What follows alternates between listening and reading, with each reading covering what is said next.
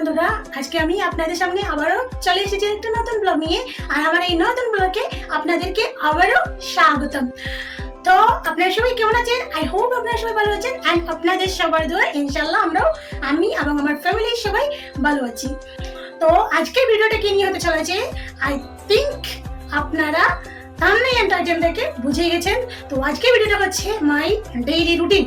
এই রমজান মাসে আমি সকাল থেকে সন্ধ্যা পর্যন্ত কি কি কাজ করি আর আমার গোলটা কিভাবে মেনটেন করি, তাই সেই ভিডিওটা আমি আপনাদেরকে আজকে দেবো। নতুন বন্ধু পুরান বন্ধু আপনারা অবশ্যই আমার ভিডিওটাতে একটা লাইক করে দেবেন এন্ড নতুন হলে আমার চ্যানেলটি সাবস্ক্রাইব করে রাখবেন এন্ড আমাদের পাশে থেকে সাপোর্ট করবেন।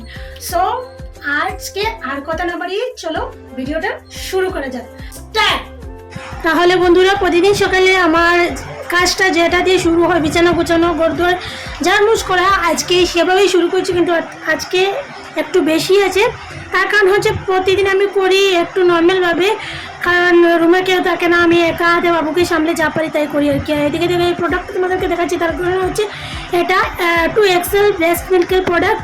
যাদের ব্রেস্ট মিল্কের প্রবলেম আছে তারা এটা ইউজ করতে পারেন। হিওলফি থেকে আমি ডেসক্রিপশনে লিঙ্ক দিয়ে দেবো, সেখান থেকে আপনারা পারচেস করতে পারেন। তো এদিকে দেখো আমার কাপড়গুলো ফোল্ডিং করা হয়ে গেছে, আর বাবা বিছানা গুছিয়ে নিচ্ছি। বিছানাটা গুছিয়ে নিয়ে তারপর করে নেবো, রুমটা ঝাড় দিয়ে দেবো, ঝাড় দিয়ে মুছে নেবো। দেখো গাইস, একদিনে অনেকটা নোংরা হয়ে গেছে রুমটা।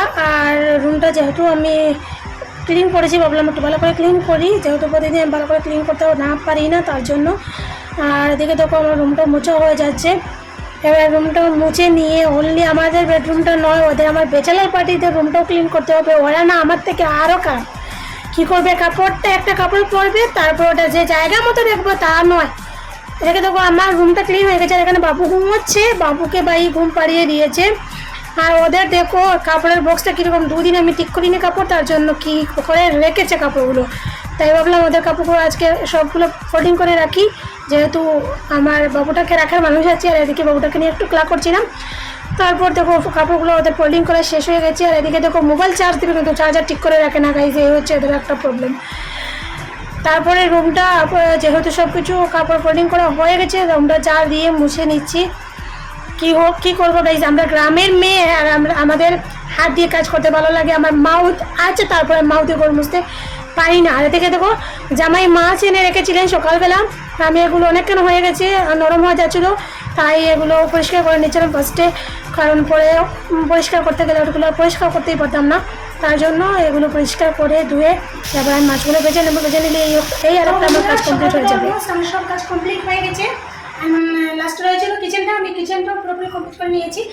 এখন বাকি রয়েছে আমার দুটো কাজ। নাম্বার 1 আমি সবজি কাটবো, অ্যান্ড নাম্বার 2 আমার বাবুটাকে আমি স্নান করাবো।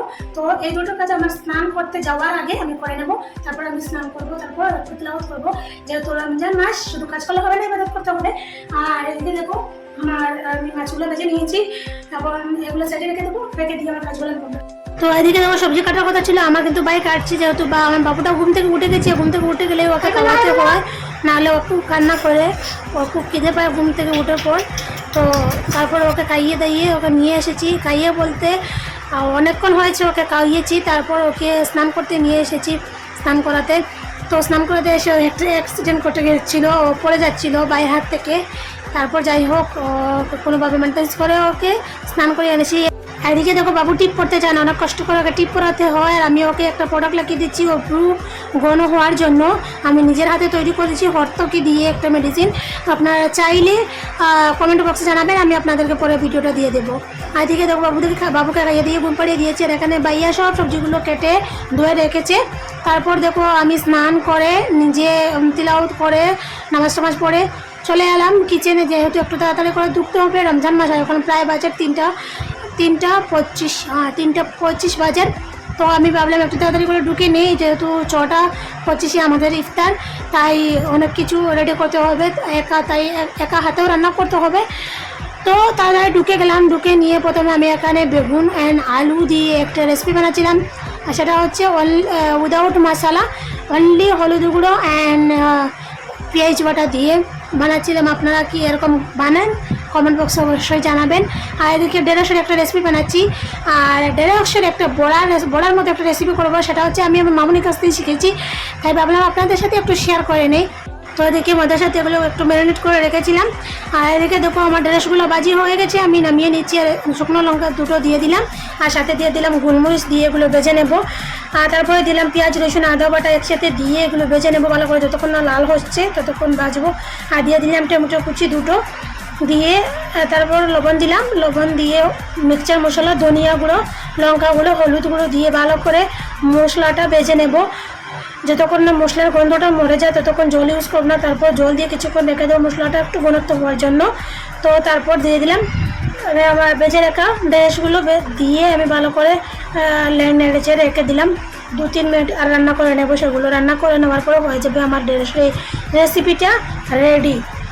তারপর দেখো গাইস আমার এদিকে বেগুনের রেসিপিটা হয়ে গিয়েছে। আর এদিকে ঢেঁড়সের যে বড়া রেসিপিটা বলেছিলাম সেটা আমার ম্যারিনেট করে আগে থেকে রাখা ছিল, আমি এগুলো ভেজে নিয়েছিলাম।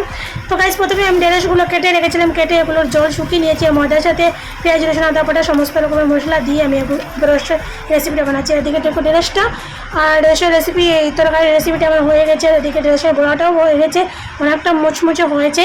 আর আপনারা চাইলে অবশ্যই বাসায় ট্রাই করবেন গাইজ, অনেকটা ভালো খেতে। আর এদিকে দেখো আমি কাঁচকলা দিয়ে একটা রেসিপি বানাবো, যেটা হচ্ছে কাঁচকলা ভাজি। তার জন্য ময়দার সাথে আমি ডিম, পেঁয়াজ রসুন বাটা, মিক্সচার মশলা, লঙ্কার গুঁড়ো, হলুদ গুঁড়ো, ধনিয়া গুঁড়ো, লবণ দিয়ে এগুলো ভালো করে মিক্স করে তারপর কাঁচকলা দিয়ে ম্যারিনেট করে রেখে দেবো কিছুক্ষণ। আর সাথে দিয়ে দেবো কালো জিরে। আমি এই রেসিপিটা আমি শিখেছি আমার হাজব্যান্ডের কাছ থেকে, যেহেতু এটা চেন্নাইয়ের রেসিপি, চেন্নাইতে ভালো মানে চেন্নাইতে আরই বেশিরভাগ এটা ব্যবহার করা হয় বা খাওয়া হয় এটা আর কি, তাই ভাবলাম আজকে এটা আমি বানাই। তারপর দেখো গাইস আমি এখানে বেগুনি বানাচ্ছিলাম। আমরা গাঁওর ভাষায় আমরা এটাকে বলে থাকি বেগুনিকে বেগুন ফুল, আপনারা কি বলেন জানি না, শুদ্ধ ভাষায় এটাকে বেগুনি বলে। আপনারা কি বলেন অবশ্যই কমেন্টে জানাবেন। আর ওই সাইডে বসিয়ে দিয়েছি ঝিঙ্গে আলু, যে মাছগুলো দেখেছো তোমরা ওটা দিয়ে বানাবো আমি। বন্ধুরা আপনাদেরকে আমি একটা উপদেশ দিই, নিজেকে না এমনভাবে গড়ে তুলুন যেন মনে হয় লবণের মতন। কেউ যদি ইউজ করতে চায় প্রয়োজনে ইউজ করবে, প্রয়োজন ছাড়া যাতে ইউজ না করতে পারে সেজন্য নিজেকে লবণের মতো গড়ে তুলুন। কারণ প্রয়োজন ছাড়া কেউ ইউজ করবে না, আবার তোমাকে ছাড়া চলতেও পারবে না। সেভাবে নিজেকে গড়ে তুলুন, দেবেন জীবনটা একদম পরিপূর্ণ হয়ে যাবে। কি ঠিক বললাম তো? তো ফাইনালি আমার বেগুনিগুলো বানানো হয়ে গেছে। আর এদিকে দেখো আমি যে ঝিঙ্গে আলুটার রেসিপি বানাচ্ছি, এগুলো দিয়ে একটু জলটা দেবো, তার জন্য জল গরম করে নিচ্ছি।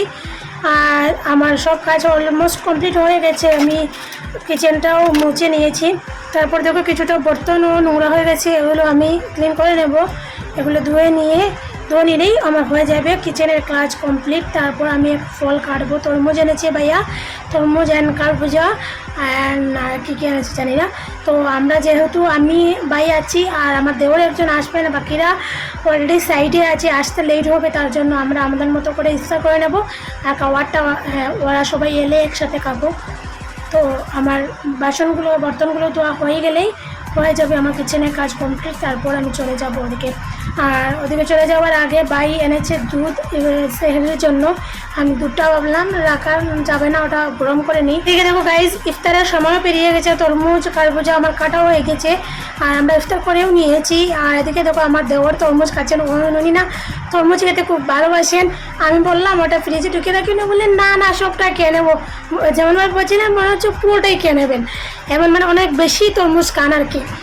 তো আজকের ভিডিওটা এতটুকুই ছিল গাইজ। আর আমাদের খাওয়া দাওয়া আমরা বাকি সব রুমে এলে আমাদের খাওয়া দাওয়াটা শেষ হবে। আজকের ভিডিওটা এতটুকু ছিল। আপনারা সবাই ভালো থাকবেন, সুস্থ থাকবেন, খুদা হাফেজ।